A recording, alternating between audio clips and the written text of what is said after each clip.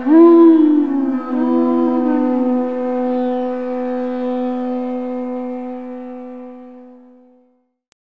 Namo Bhagavate Vasudevaya. Om Namo Bhagavate Vasudevaya. Om Namo Bhagavate Vasudevaya.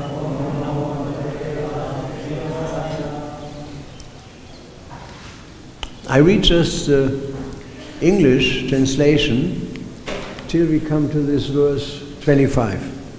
I'm supposed to read from verse 6 on. Both parties in that fight were extremely angry at heart, and in enmity they beat one another with swords, arrows, varieties of other weapons. O king, some soldiers fought on the back of vultures, eagles, ducks, hawks, and basher birds. Some fought on the backs of timingilas, fishes that devour huge whales, some of the backs of shabaras, some of buffaloes, rhinoceroses, cows, bulls, jungle cows, and arunas.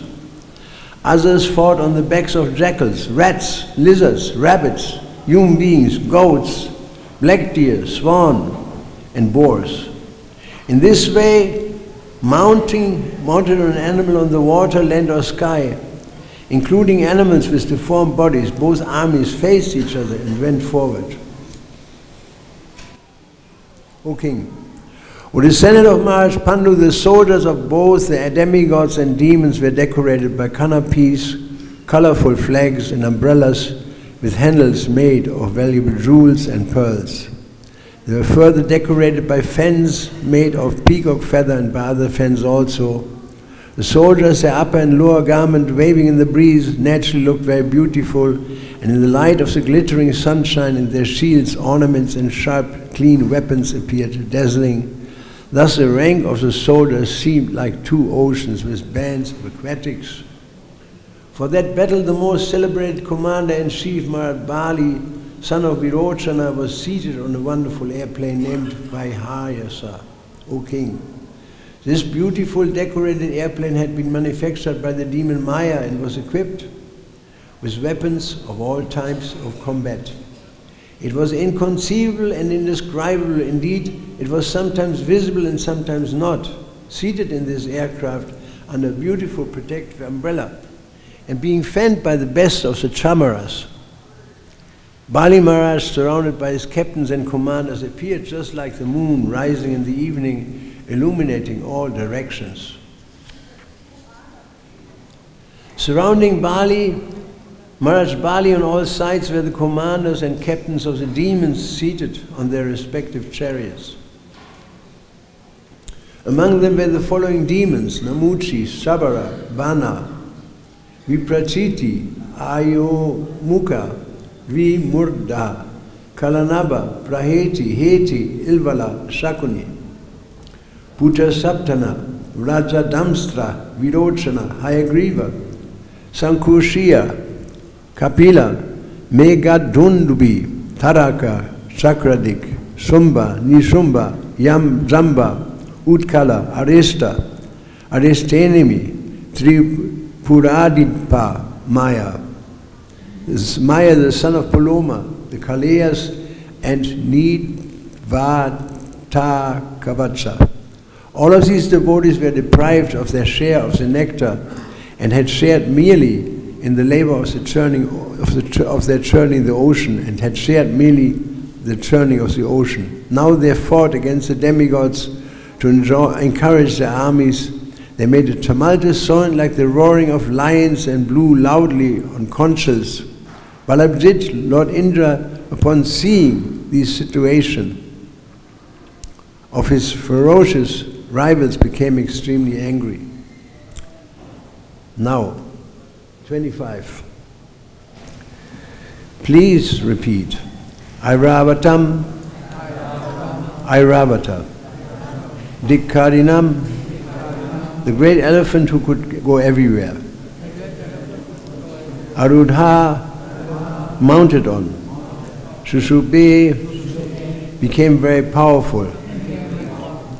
Swarat, Indra, Yatha, just as.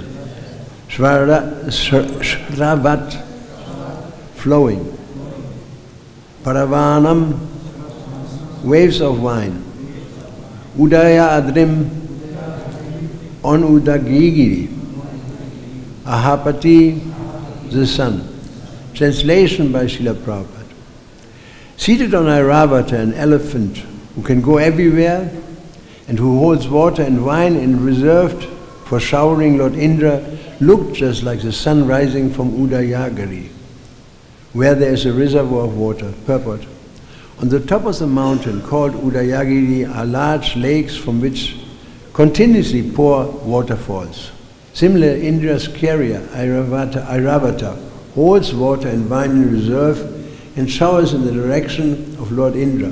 Thus Indra, the king of heaven, seating on the back of Airavata, appeared like the brilliant sun arising from above Udayagiri. Omaganti Mirandasya Gananjana Shalakaya Chakshul Militam Yinatasmai Sri Gurave Namaha. Sri Chaitanya Manobishtam Stapitamina Bhutale Svayam Rupa Kadamayam Dadati Svapadantikam. Vandeham Siguru Siyuta Padakamalam Sigurun Vaishnavam Sa Sirupam Sagajatan Sahagana Ragunatam Vitam Tam Sajivam Sadvaitam Savaduta Paijana Saitam Krishna Chaitana Devam Siradha Krishna Padan Sahagana Lalita Shri Vishakam Vitam Sa. Hey Krishna Karna Sindhu Dina Bandho Jagatpate Gopisha Gopi Kantarada Kantana Mustute Tapta Kanchana Gaurangi Radhe Vrindavaneshwari Rishabhana Sudadevi Pranamami Haripri Vansha Kalpatri Vesa Kripa Sindhave Vacha Patitanam Pavnebhyo Vaishnavebhyo Namo Namaha Sri Krishna Chaitanya Prabhu Nityananda Sri Advaita Gadadhar Shiva Dede Go Bhakti Tavai Hare Krishna Krishna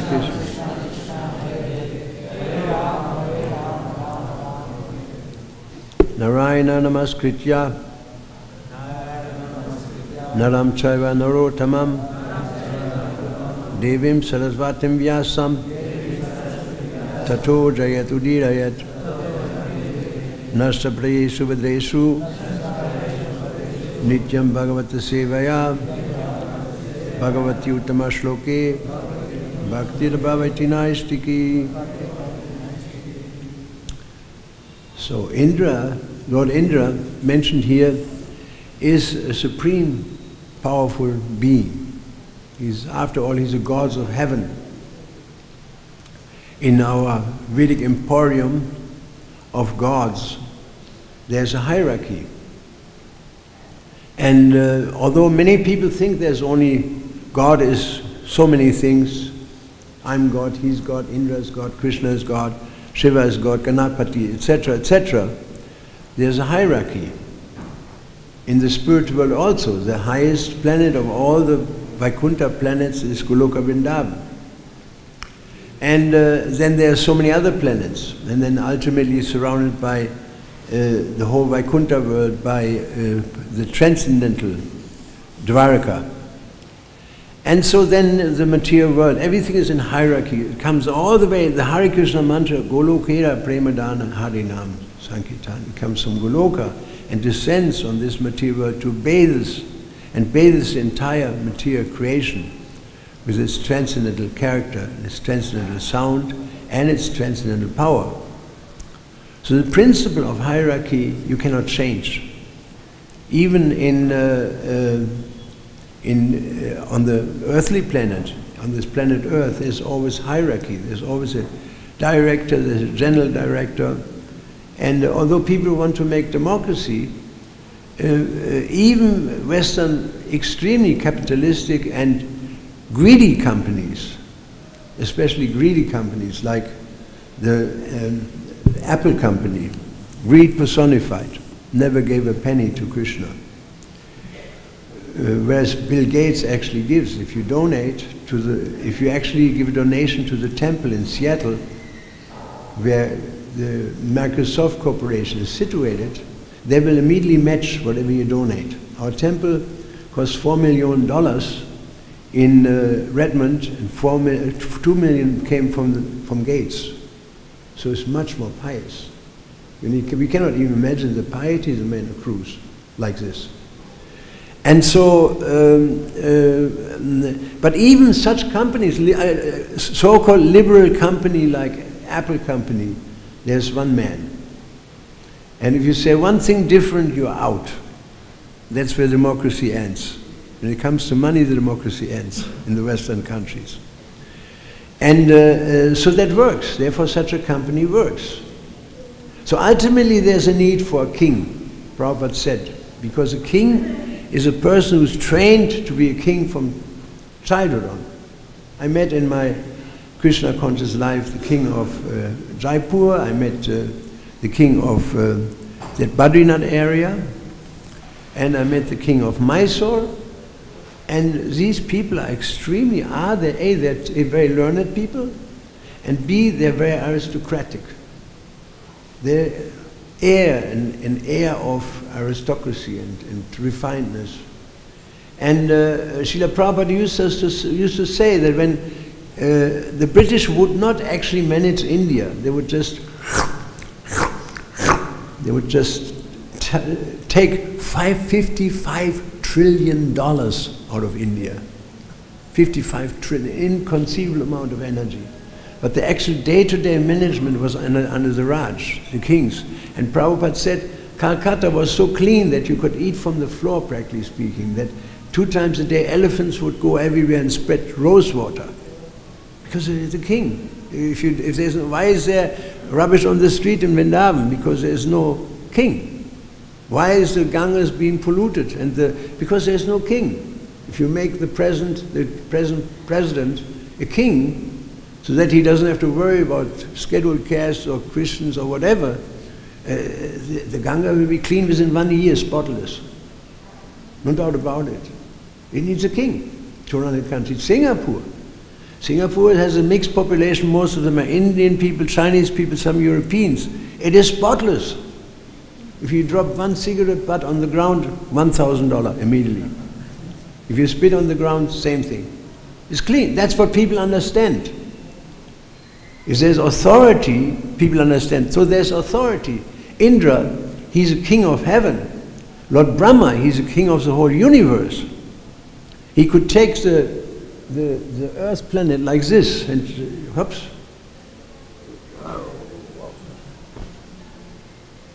Like this, and then he goes, there it goes. He's so huge. I was in, what was this place, north of Rishikesh? Utakashi. There's a trident of Lord Shiva, you can see. And it's as high as the ceiling. So the temple has a hole in the temple so that the trident fits in. And I would talk to the Pujari, he said, that's nothing. You know how big Shiva is? I said, no. He said, he goes from Africa all the way to the top of Sweden. He's so gigantic. And so his trident must be, this trident is nothing. He can take any form, any shape, but he can expand himself like a whole continent. He's so huge. So there's Indra, but although Indra has so much power that he can throw a thunderbolt and just smashes this mountain into pieces. He can turn the Mount Everest into powder if he wants to. Not even a nuclear bomb can do that, but he can do it. He just has to desire. Let the Mount Everest mountain, the highest mountain in the world, turn to powder. It will be done. So even he is under the law of karma. Yastvindra gopam atavendra mohusva karma bandhana rupa palabhadranam atanoti. Even Indra. He's under the law of karma.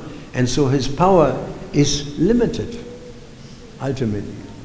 And we know he is not only Lord of Heaven, he also likes to indulge. We know this, we don't have to elaborate on this. But he is a soul, a conditioned soul, ultimately, in the ultimate conclusion. So what to speak of you and me? We are just small guys, just very tiny, insignificant.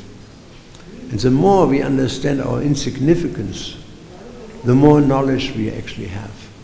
Humility, actually, coming to speak on that, humility is intelligence. If a man is stupid, he feels very proud. There's a saying in the German language, Dummheit und Stolz. My father used to say, Dummheit und Stolz wachsen auf gleichem Holz. And it means the wood, the tree has two fruits, stupidity and pride, from the same tree. They grow together. Somebody is stupid, in general he is very proud. It's like I saw some times ago that one of the Rolling Stones, he was asked, what is the meaning of life? He said, just to live. Just to live. Anybody who thinks different, he's a fool. That's what he said. Everybody who thinks different is a fool.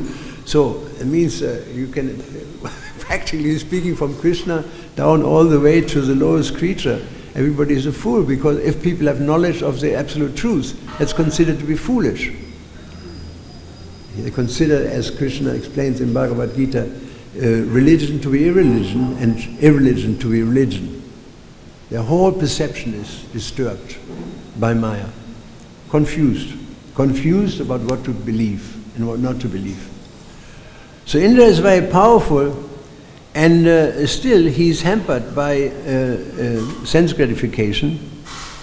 And there's also a verse in Srimad Bhagavad, there's a verse in Brahma Samhita that confirms this, that, that verse we just had, Yastvindra Gopamatavendra Mosva Karma. Karmadi nirdhatu kintucha bhakti bhajam, but by the power of bhakti, by the power of devotional service, a person can free himself. And by the power of devotional service, a person can understand. I mean, why don't scientists understand, or why can't they understand the origin of the universe? Why? Because they're lacking piety. They're lacking piety. A person who is pious, he can understand Krishna. What is the origin of the universe? The scientists built a gigantic contraption called the particle accelerator in Switzerland, 22 kilometers diameter, underground. And so they let collide, that's called a particle collider. They force particles to collide. And in this way they try to understand the original so-called Big Bang. It cost something like $10 billion. Even more, I don't know the exact figure. Very expensive. They'll never come to the conclusion that his mother never could bind Krishna. She tried to bind Damodar, he was always a step ahead. So in the same way, scientists will never be able to understand Krishna. And pay a whole price. Whereas in this temple, for 150 rupees, you can buy Bhagavad-Gita, and it says, Aham Savasya Prabhu, I'm the source of everything, the whole creation rests upon me. The wise who know this worship me with all their hearts. There is no truth beyond me. All universes are resting on me like pearls on a thread. There's the answer right there. Why are you needing a collider for? What are you trying? If you have no piety, you cannot understand. Krishna says this, Naham daskritinu muda prapadyati naradama. They can't understand. Naham prakasha savasya yogamaya samavitaha. I'm always hidden behind Yogamaya. To who? To the mudas, to fools. Mudo yam nabijanati lokamam ajam aveyam. I'm hidden to fools. So Krishna is a hidden God. It is not that easy to see Krishna. Of course, when we come to Krishna consciousness, we immediately see Krishna when we go to the altar. However, there are different levels of seeing Krishna. We can see something. We see the form of Krishna. But if we actually are deeply developed devotees, then we can see Krishna is living. Srila Prabhupada, one time he went to one temple in America, and he greeted the deities in the morning. And right after class he called the pujari. He said, the offerings are not regular. Srila Prabhupada, how do you know that? He said, the deities have been complaining to me. The offerings are not regular. So Prabhupada, he could talk to Krishna. You know, he was a self-realized soul. He didn't even want to come into the material world. Bhavananda told me that Prabhupada said, I didn't want to come here to this world. But Krishna encouraged me. He said, you go, I will help you. So we can see that's the difference to somebody who is a self-realized soul and the rest of us, because as Krishna says in Bhagavad-Gita, there are two living beings. In the material world, all living beings are fallible. They make mistakes. In the spiritual world, every living being is infallible. He doesn't make mistakes. And then Krishna is, of course, beyond the fallible and the infallible. And he is transcendental to material nature. He is transcendental to everything. He is in the highest position. That's Krishna. So how do we come to a proper understanding of Krishna? There's a verse which is very significant. We find it.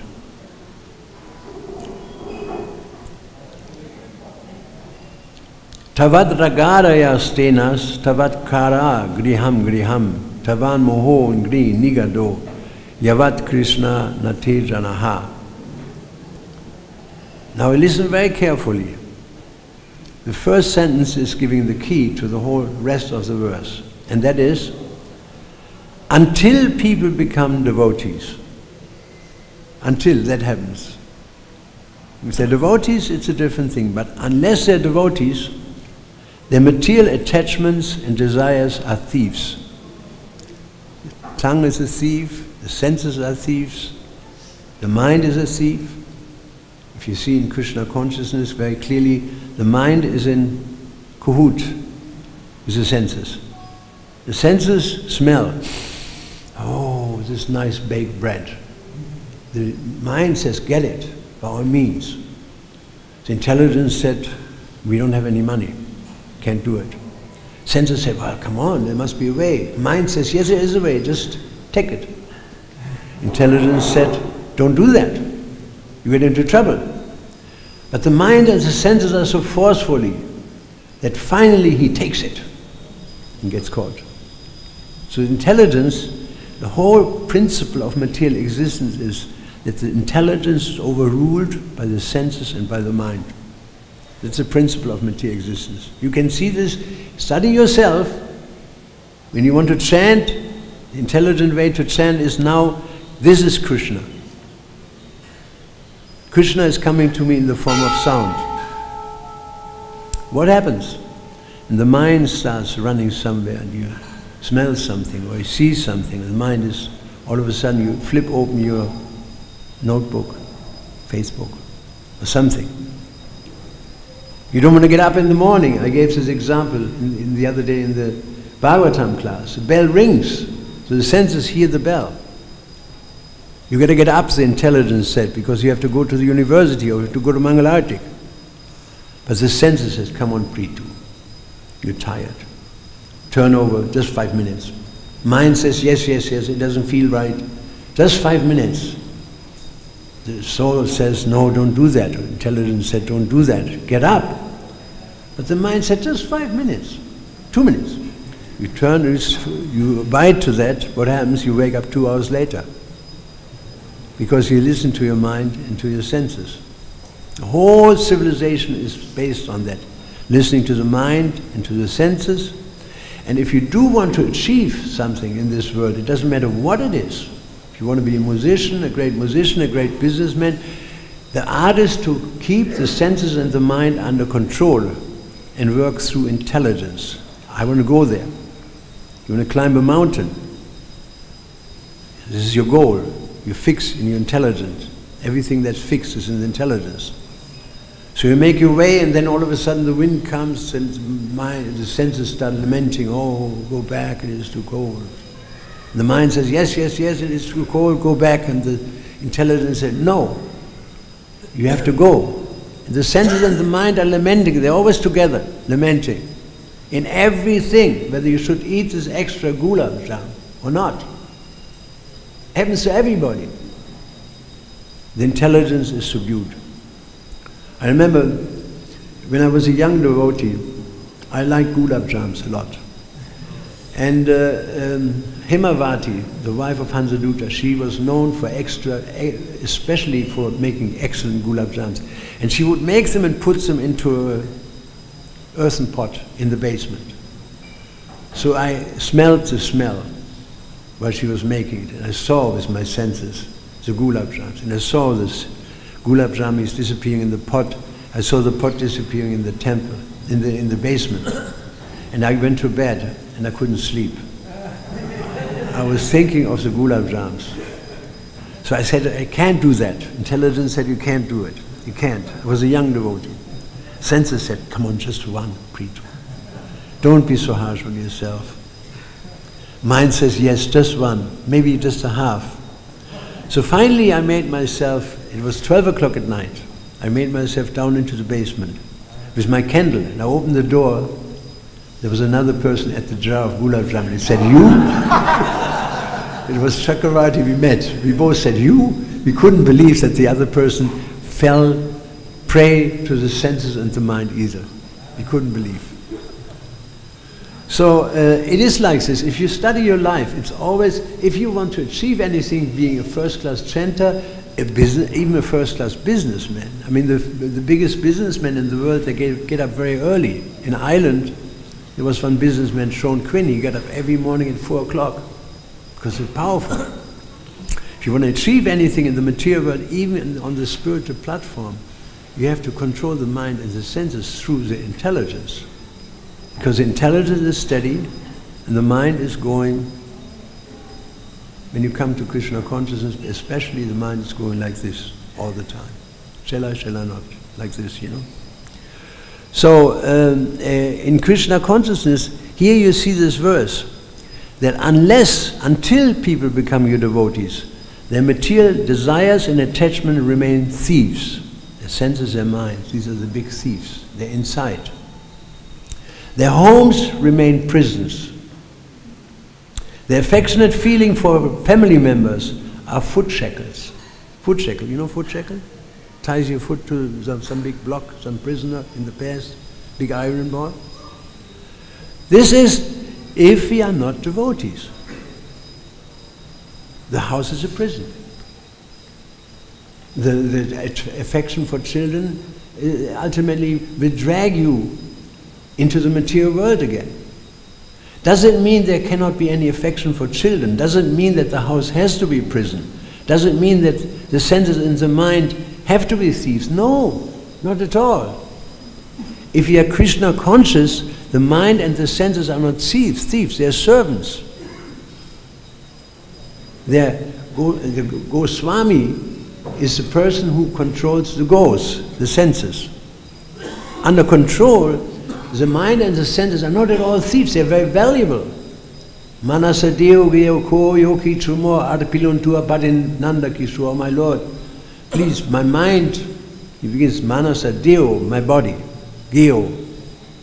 Deo, geo. My body, my mind, body, and what is geo? My house. Grihastha, my house. Manasa deo geo yoki chumo, whatever I have, arpiluntua padi nanda kisua. Whatever I have, I offer to Nanda. So that is a different consciousness. In Krishna consciousness, the house is not a prison at all. It is actually a place of worship. It can be, if we are Krishna conscious. Our householders are always advised by Srila Prabhupada to install deities in their house. And the deities are very powerful. Like a story I told before, there was a devotee in Germany, his name was Tulsidas, he came from Hyderabad. And he told me the story of, he came from Madras. And he told me that his great-grandfather, he was a businessman, a clothwala, like Ganga Prasad.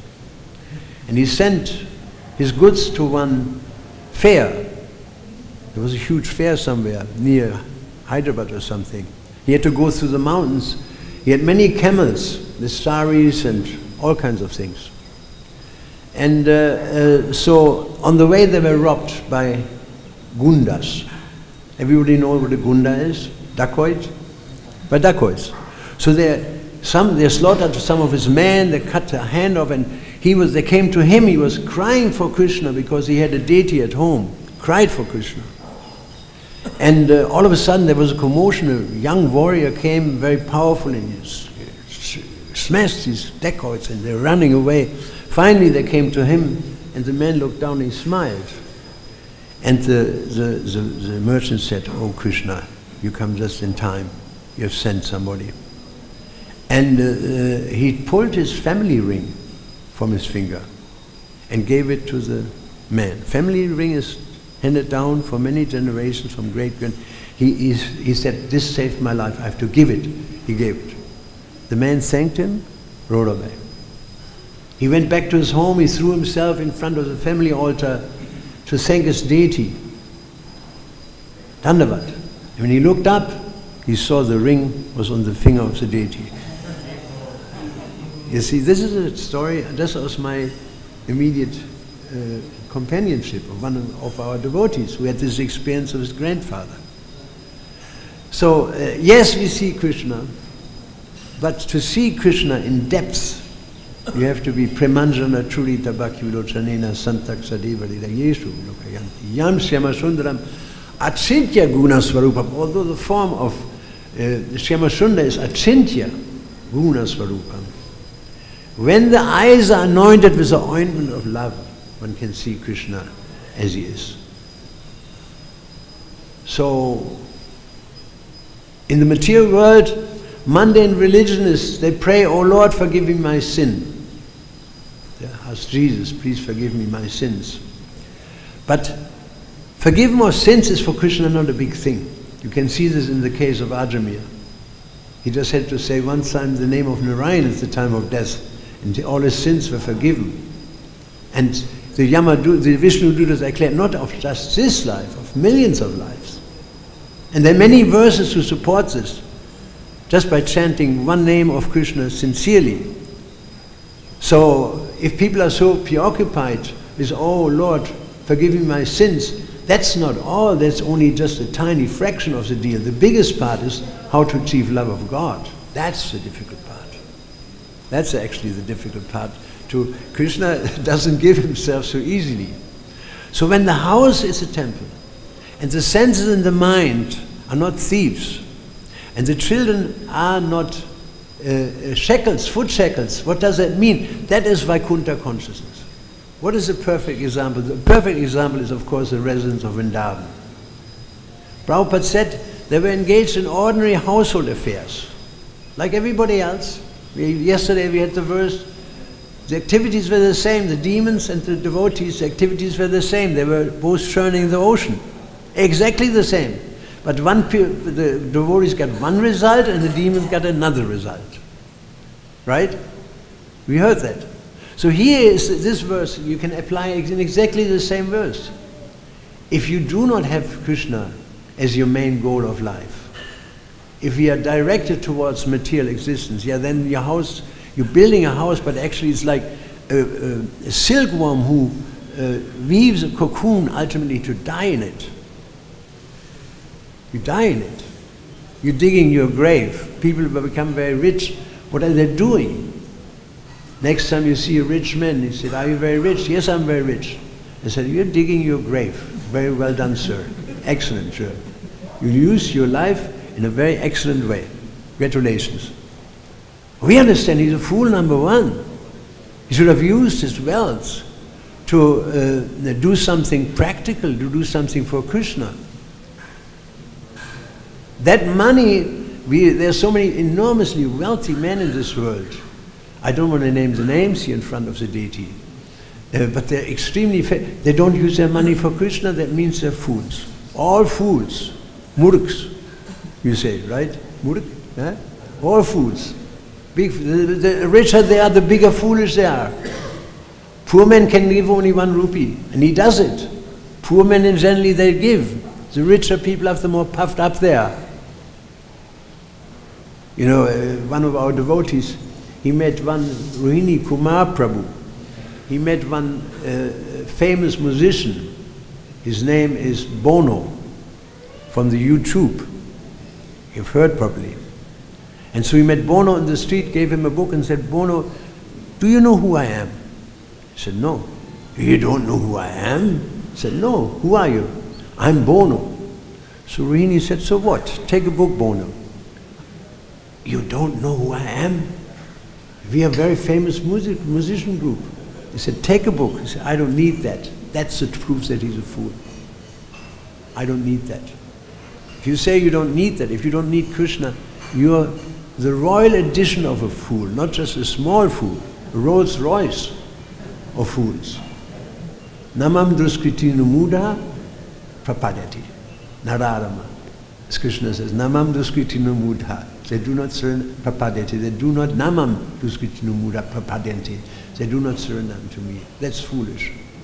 And so for fools, the senses are thieves.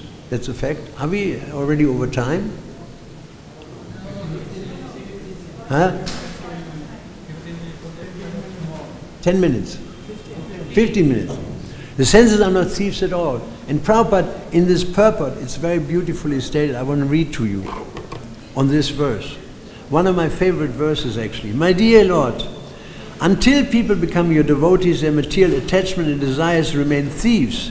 Their homes remain prisons, and their affectionate feelings for their family members remain foot shackles. And Prabhupada says about the residents of Vrindavan, the residents of Vrindavan, the abode of Krishna, are simple householders engaged in ordinary affairs such as herding cows, cooking, rearing children, and performing religious ceremonies. However, all these activities are intensely engaged in the loving service of the Lord. The residents of Vrindavan perform all activities in pure Krishna consciousness and thus exist on the most exalted platform of liberated life. Otherwise, the same activities performed without Krishna consciousness constitute ordinary bondage to the material world. Thus, one should not misunderstand the exalted position of the residents of Vrindavan, nor should one consider oneself highly religious because one performs ordinary domestic affairs, even very enthusiastically, but without Krishna consciousness. By focusing our passionate attachment on our family and society, we are completely deviated from the progressive path of Krishna consciousness. Conversely, if we engage our family in the loving service of the Lord, our endeavor to maintain our family becomes part and parcel of our progressive spiritual duty. Wonderful, Prabhupada explained it. In conclusion, by studying the extraordinary status of the residents of Vrindavan, we can see the essential qualities of their lives as pure Krishna consciousness, rendering loving service unto the Lord, without a trace of material desires or mental speculation. These are the two things, material desires and mental speculation. Such loving service to the original personality of Godhead immediately creates the atmosphere of Sri Vrindavan Dham, the kingdom of God. And Prabhupada says in another purport, it is said that attachment for material objects and home is due to illusion, which makes a living entity conditioned in the material world. But this is only the case for persons who are not Krishna conscious. In the case of the residents of Vrindavan, such obstructions are attachment to earth and home are non-existent, because their attachment has been directed to you and their homes have been converted into temples by your constant presence there, and because you have forgotten everything for they have forgotten everything for your sake. There is no impediment. For a Krishna conscious person, there is no such a thing as impediment due to attachment to hearth and home. And we also, of course, know the verse Yat Karoshi, Yat Ashnashi, Yat Chuhosi, Yat Dasi, Yat Tapasyasi, Kauntiya, Tat Kurushva, Tat Arpana. That whatever you do, all you give away, all that you offer, you do for me. So, we just have to search our talents. What is our talent? Everybody has some talent. Some people can sing, they should sing for Krishna. Some people can lecture, they should lecture for Krishna. Somebody may be a gardener. Somebody may be a businessman. Somebody may be a teacher. We may have all these qualities, and all these qualities we should engage in Krishna's service.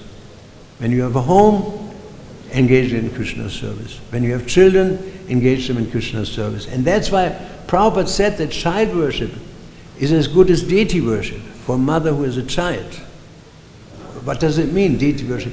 If she treats the child like somebody has been sent by Krishna, and my duty is to make this child Krishna conscious, then child worship is as good as deity. It's another type of service. Prabhupada one time said, devotional service is like a big tree of sugar. You take a branch, it's sugar. You take a leaf, it's sugar. You take the bark, it's sugar. You take the wood, it's sugar. You take the root, it's sugar. It's all sugar. So any activity dedicated, dovetailed to Krishna consciousness becomes the source of liberation. Any activity. And if we don't use our capabilities in Krishna's service, that means we don't use that what Krishna has given us not for him. We just use it for ourselves. And that is called ahamameti. Everything is mine. That's ahamameti. These are the two things that people in the material world, or we in the material world, because we cannot say that we are on the transcendental platform yet. Ahamameti, everything is mine, and aham purvam, me first. The me first consciousness. That is what keeps people really in the material world. Whereas in Krishna consciousness is Krishna first, Krishna purvam, Krishna first. And again Krishna first. When we chant, Krishna first. It's a good way to meditate. Yes, I have to do this, I have to do that, I may have to do this, that, on so many things during the day. But when I chant, Krishna first. Because Krishna and the name is non-different. So I thank you very much. Hi Krishna. Do you have any questions?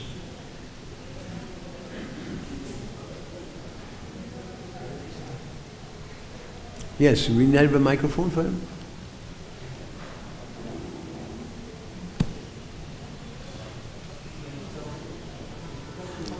I don't hear. Thank you, Prabhu. Very wonderful class. I appreciate the last point you made, that chanting Hare Krishna, we should think that Krishna is first, that every other preoccupation should be left for later. First we should do our chanting nicely for Krishna only. But I have a question that I don't know if it is an intelligent question, is that Krishna says that he is beyond the fallible and the infallible. He says like that in Bhagavad-Gita. I don't understand. I don't... Krishna says in Bhagavad-Gita, Krishna in Bhagavad-Gita says, I am beyond the fallible and the infallible. Okay. And I cannot imagine how Krishna can be beyond the infallible. How can something can be beyond infallible is the maximum. In the spiritual world, why in the spiritual world people are infallible? Well, because they follow authority. They follow Krishna's authority. And therefore, you can't make a mistake. When Prabhupada said Krishna is God, you accept that. This is absolute truth. So in the spiritual world, everybody has a tendency to listen to Krishna. In the material world, everybody listens, or most people, not everybody, most people to listen to their head, to their mind. What I can't understand is that Krishna says, I admit that, why Krishna says in the spiritual world every living entity is infallible, then how do we get here if we are infallible? And Prabhupada very clearly stated, there's over and over again that we came from the spiritual world. As in Christianity, you have the idea of Adam and Eve. They fell from paradise. Para means beyond. Paradise means this place. That which is this. How do we fall down? And the answer is we cannot understand it. We are conditioned souls, we cannot understand this. Just like we cannot understand eternity. Because why can't we understand eternity? Because our consciousness is geprägt or influenced or determined by our material existence. It has a beginning and an end. The body has a beginning and an end. The mind has a beginning and an end. And therefore we think in terms of beginning and an end. And therefore we cannot understand eternity. You can't, no matter how hard you try. You say, long time, very long time, very, very, very, very, very long time. Millions of times very long time. You can't understand it. We don't have the capacity. So we don't have the capacity how an infallible living being can make this mistake to come to the material world. Everybody has his own story. You have your story while you're here. I have my story, for sure. And one day we will understand the story. And maybe we were thinking, we were standing on a bridge in the spiritual world discussing something with a friend. And all of a sudden is, how would it be if I would be in the material world? In the spiritual world, a thought becomes fact. Within split seconds, you're in the material world, again being born, again die, again fall down and die, again being born, again die. Millions of lifetimes pass. When you go back to Godhead, you say to your friends, did you see that? It was just a second. Prabhupada said that it was just a second of absence. That translates on the material platform in terms of millions and millions of years. Like Krishna's breath, it's just a breath. A whole creation is coming out of this breath. Millions and millions and billions of years. So time is relative. We cannot understand it. Simple example, how relative time is. If a man embraces a woman, a whole night passes by like nothing. If a man sits with his bare bum on a hot iron plate, minute is a very long time. Very long time. In suffering, time becomes very long. In enjoyment, time is very short. We all have this experience. So we have to be satisfied with that. How we get here, Prabhupada said, you will not understand. That you came here is clear. Now, even in Christian tradition, although they decided on the Constantinople Council, 530 AD, that condemned is he who believes in the pre-existence of the soul. That's according to Christian doctrine. So there is no reincarnation. And everyone who believes in that is doomed, which of course would include Srila Vyasadeva and everybody else, and all the incarnations. And everybody believes in reincarnation. But then one of their closest followers, namely Thomas, who came to India, he wrote a Gospel of Thomas, and it's banned since the 2nd century or 3rd century.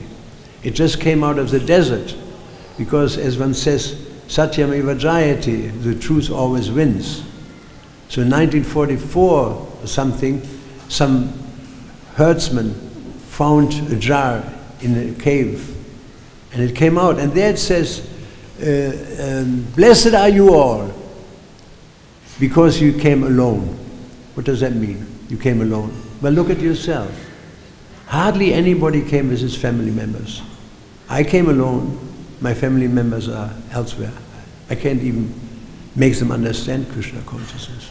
Most of us came alone. They left their friends, their relatives, even their wives or whatever, to come to Krishna consciousness. True or not? So blessed are those who came alone, who left the material world behind. You came from the spiritual world, from the kingdom of God, and there you will return. So it's right in the Gospel of Thomas. You came from heaven, and there you will go back. You came from the kingdom of God, not heaven, from the kingdom of God. So that's our position. That's your answer. There are certain things we cannot understand. We don't have the capacity. We can only understand within our limits, perfectly. Perfection is to understand things which are within your framework of limitation. You can understand perfectly. But if you try to understand everything, you become fool number one, like the scientists. If they are atheists. Not every scientist, if they're atheists. Srila Prabhupada ki jaya. Hare Krishna.